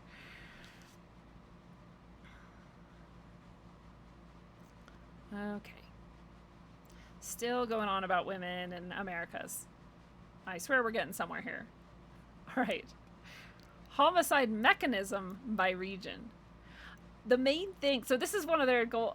I think their goal here was to make you not like guns in the Americas again. But it's interesting to me that they don't use hard data. They don't use the per capita numbers. They just use this. So, but this proves our point, my point, that murderers will murder. So we see this gun murders, gun violence here in Africa is only 28% of the homicide. 30% is by knife and 42% is other methods. They've got a What are those that you put around your knuckles and punch people? That's one of the weapons they have there. Poison, a baseball bat, but it's everything. You could use like a rope or anything to kill people. That's 42% in Africa, proving that even if you didn't have as much access to guns, you would still kill people. It turns out we see that over and over again. So sure, in places where there is a more heavy prevalence of gun, and let's be honest, again, in the Americas, there's a heavy prevalence of guns that are owned by criminals and criminal gangs and criminal elements. So if you lump the Americas all together and you go 66% are gun related, well, yeah, there's a lot of guns in the hands of criminals here. But again, if you look at the places that the good guys have guns too, that number goes way down. In fact, murders overall go way down. So they like to misrepresent this. But it turns out murders happen by various tools, especially in places where they do not have access to guns. It continues to happen at very high rates, sometimes more higher rates, just with other things. So even in the UN studies, that is intentionally misleading over and over again. This would be an excellent study just in logical fallacy and rhetoric, because it's so heavy with manipulation. What they want you to see from this, they try so hard to manipulate things to seem that way, but you actually can find the data and start to see through it. So we don't want to go through this whole thing. There's a lot in here. I encourage you to do it. I encourage you to go through and actually sift through this crap and try to get truth out of it. It's hard to do, but it's good practice. And they have to end up admitting countries with the strictest controls on weaponry like guns have higher murder rates. Okay. So again, I'll paste the link to this in case you would like to go grab it, share it with people. Again, do it at your own risk, because if people are stupid and emotional, they will go through this and they will come away with very different conclusions, and they will have thought that they thought, but they didn't. But you can't actually find it. So here's an example of why it's so hard for people to think. This is something I love. I've shown it to you before if you've been in the show. If you've been watching Rogueways long enough, you've seen me talk about this before. I shared it with my students often, and you'll see why. These are all true statements. These are factual statements here. Number one, more than 98% of convicted felons are bread eaters. They eat bread, more than 98% of them. Number two, fully half of all children who grew up in bread-consuming households score below average on standardized tests. That's a true fact. Number three, in the 18th century, when virtually all bread was baked in the home, the average life expectancy was less than 50 years. Infant mortality rates were unacceptably high. Many women died in childbirth, and diseases such as typhoid, yellow fever, and influenza ravaged whole nations. That is a true fact. Number four, more than... there's a bug. Go away, little guy. Don't fly at my face. No. Okay, fine. Just stay there. Don't come at my face. Everybody just take a second to tell this little bug to not fly at my face. Thank you, little bug. All right.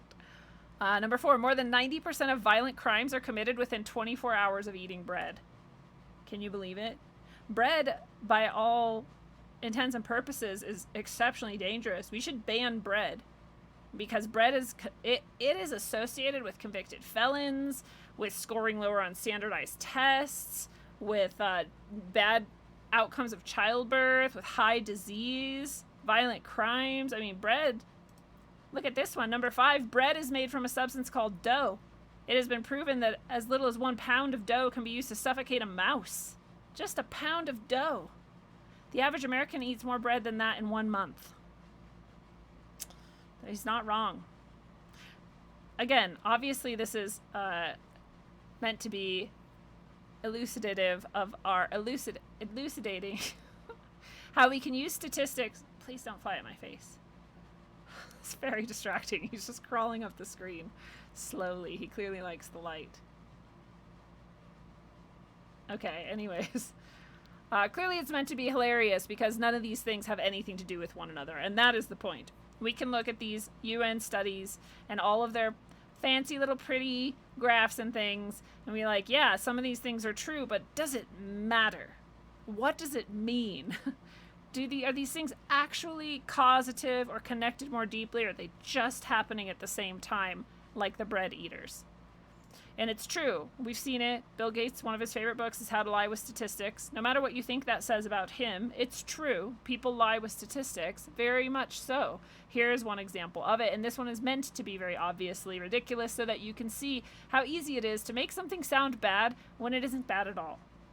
Okay, bread actually is sprayed with glyphosate most often and will ruin your health, but that's a whole different show.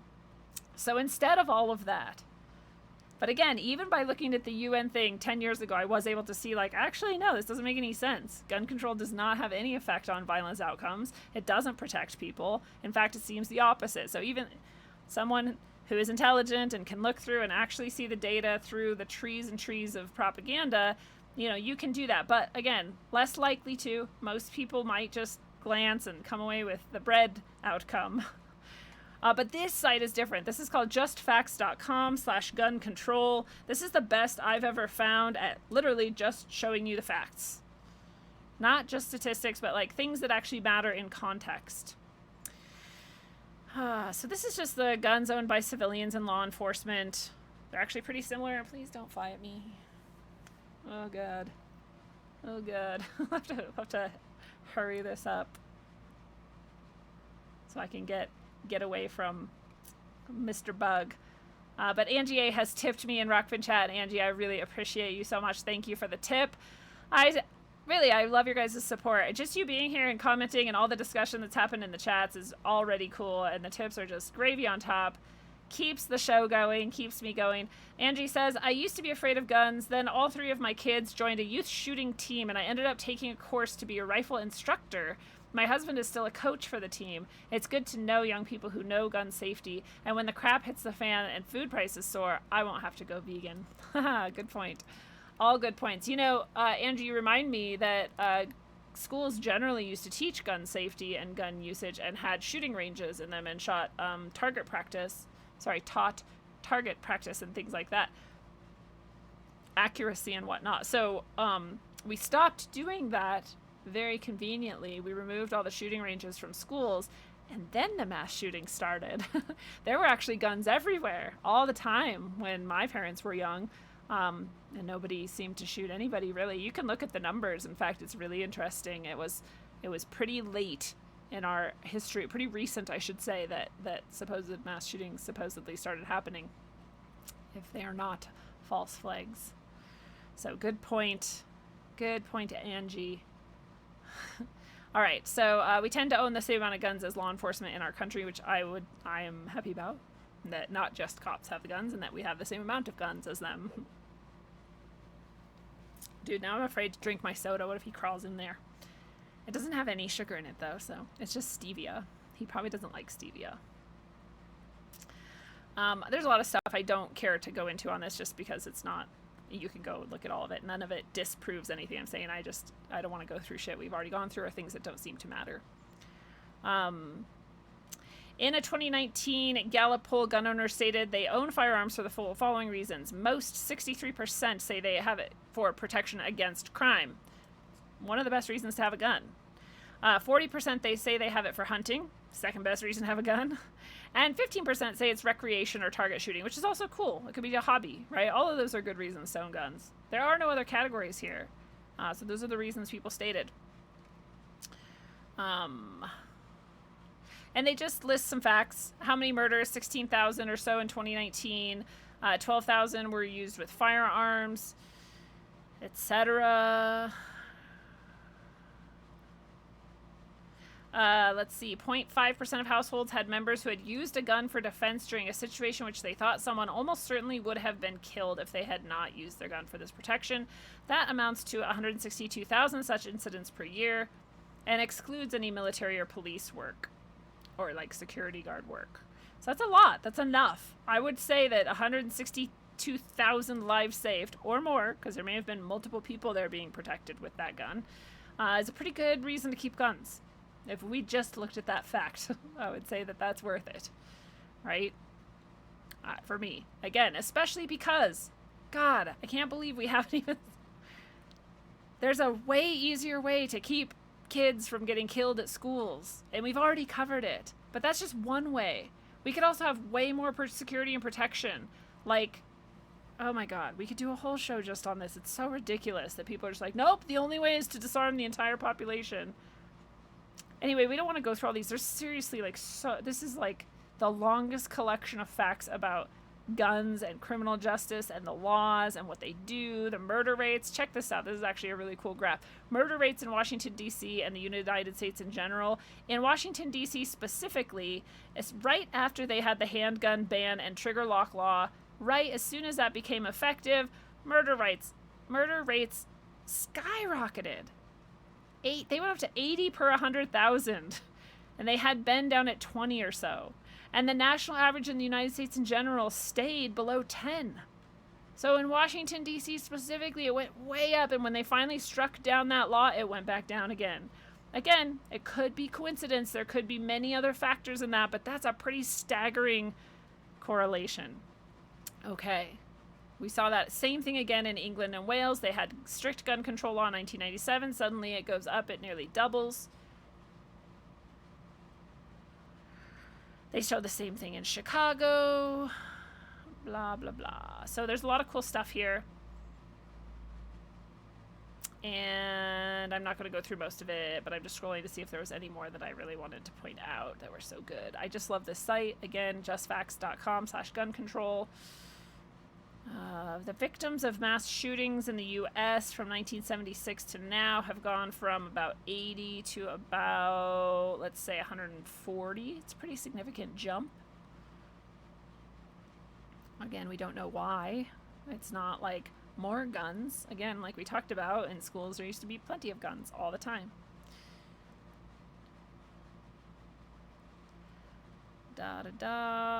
We're only like 1/8 of the way through this page, so I'm going to stop scrolling, leave it to you. There's so much there, but you cannot come away from this page with anything but an understanding that stricter gun laws do not equal less murders, mass or otherwise. Here, finally, is the list of genocides.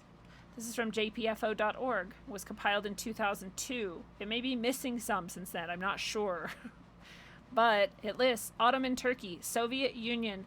Sorry, let's go with the dates too. Ottoman Turkey, 1915. The Armenian genocide killed 1 to 1.5 million people after banning possession of guns. Soviet Union, 1929 to 1945. Any political opponents, any farming communities. Why would you kill farming communities? Because you're trying to control a population, and starving them is a really good way to control them.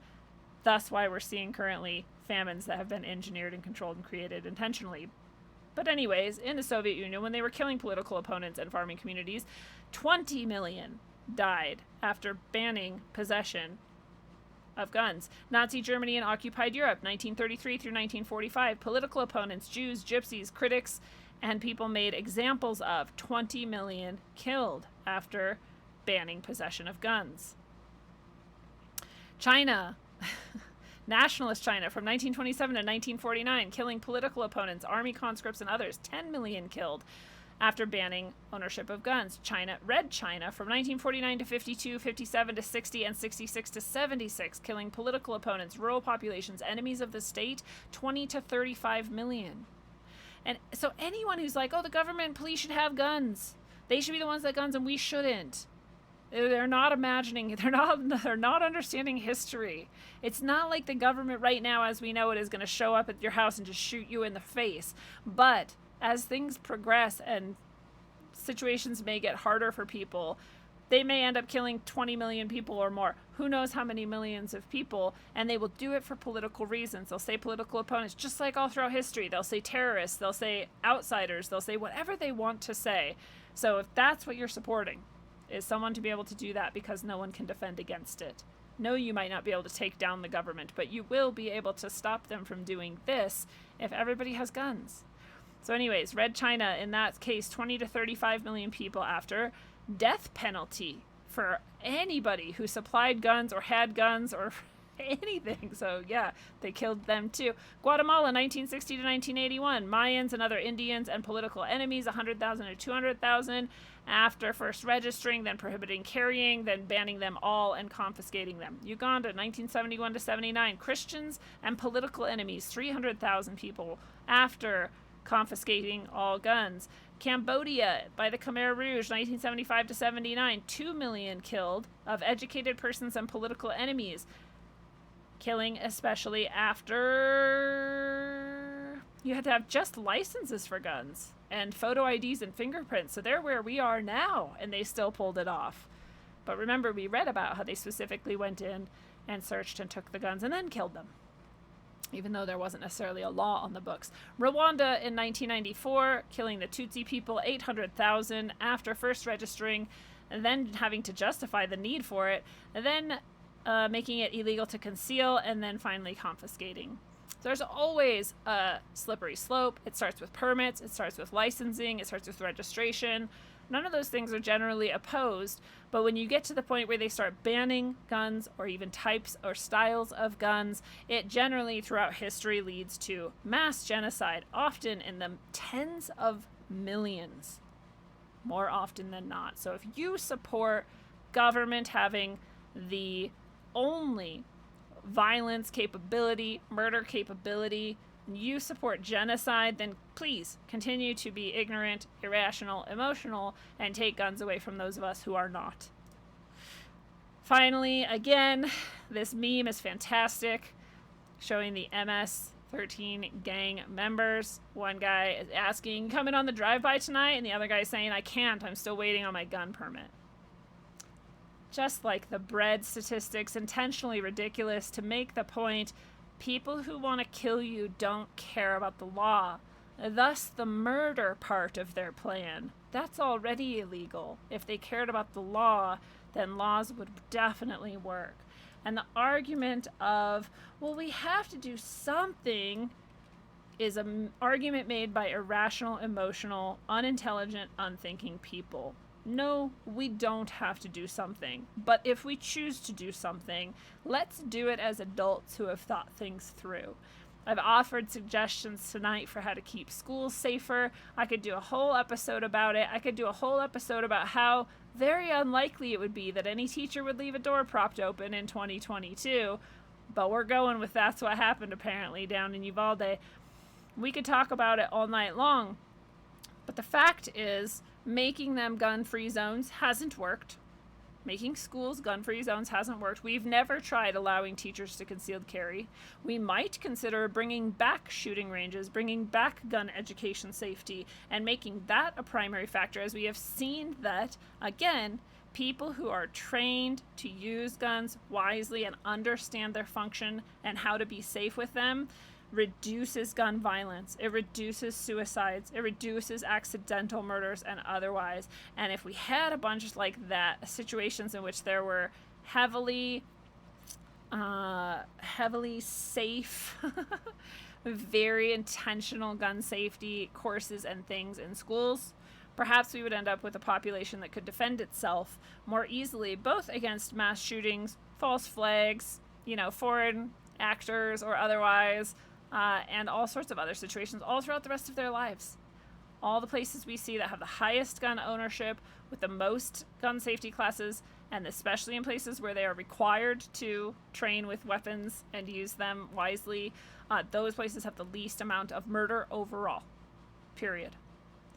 So it is highly fallacious that guns cause murders, that more gun laws will protect people. It is shown over and over again, in fact, almost exactly the opposite, that more guns, more gun education, more people who are safely, intentionally, educatedly using guns protects more people. And it has the added benefit of preventing genocide, democide, and politicide. Those are pretty good side effects. I would say that makes it worth it alone, in addition to all the other benefits. The conclusion that an intelligent person who has morals and a heart and would like more people to survive would come to is that more people should have guns. More people should be trained wisely in how to use guns safely and how to keep and store guns safely. That is the only conclusion that intelligent, loving people can come to. And that is the conclusion that I hope most of you have come to as well, maybe before this ever even began, but it was a fun journey. I hope we've covered everything fairly. If there's something that I've missed that you feel like is a very important point to make, I would love to address it in later episodes, so just let me know what those things are. And I'm just going to check in the chat really quick. I haven't done so great about checking in with you guys, but you have made some excellent points. And here's another really good point before we end. Key says, again, serious point, if people could accept that in a free society bad things happen, this would all be fine. The only way to be safe is to lock everyone in a box. We could expand that very true point to the last 2 years, and we could have saved the whole world a lot of money, a lot of harm, and a lot less tyranny. Definitely true. Bad things do just happen, but we could do a lot to be ready to prevent. And again, people who have guns and use them safely, they are ready, and they do prevent a lot of harm. And you can hunt, like Angie said, you're always going to have meat. So all kinds of reasons to have a gun. I love my guns. I'm going to get more of them. They're good things to have. They're very excellent tools.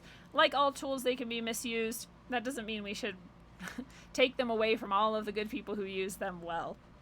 There are plenty of things we could do to make children safer, ourselves safer, and to increase positive gun ownership and keep more people safe, and so maybe we should do those things instead. But it's good to look at the facts. It's good to think. It's good to not fall into irrational, emotional, reactionary states of mind or groupthink. It's good to be able to just look at the evidence and come to conclusions based on that, instead of what the media is saying, what people are screeching on social media, or what your highly emotional friends are crying about. None of those things are good ways to come to conclusions. So I'm glad you've been on this journey with me. And until you love and hold all the guns in great esteem and safety, may you travel well, aim for balance, and always look inside first. Mwah.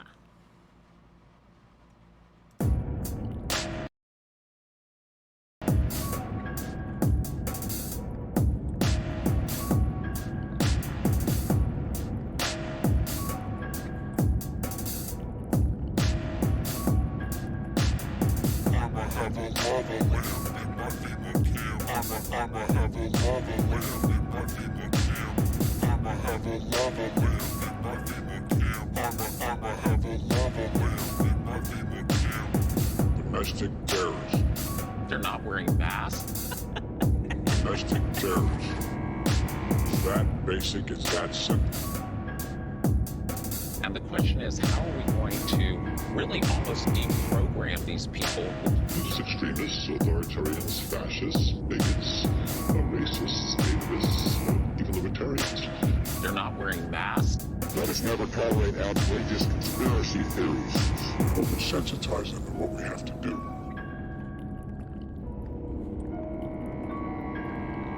Potential for the disastrous rise of misplaced power exists and will persist. We've made it our mission to limit the spread of this disease and to limit the risks to lives and to our economy. We've been clear from the beginning that getting together in groups outside of your household that is not permitted is not allowed.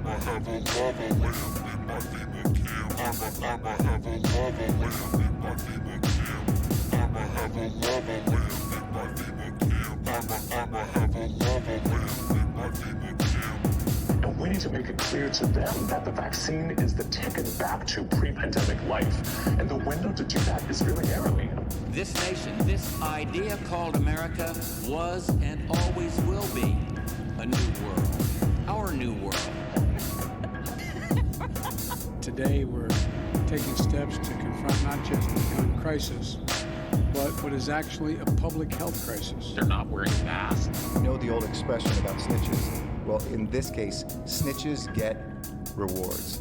We want to thank you for turning folks in and making sure we are all safe. Are you proposing taking away their guns, and how would this work? I am.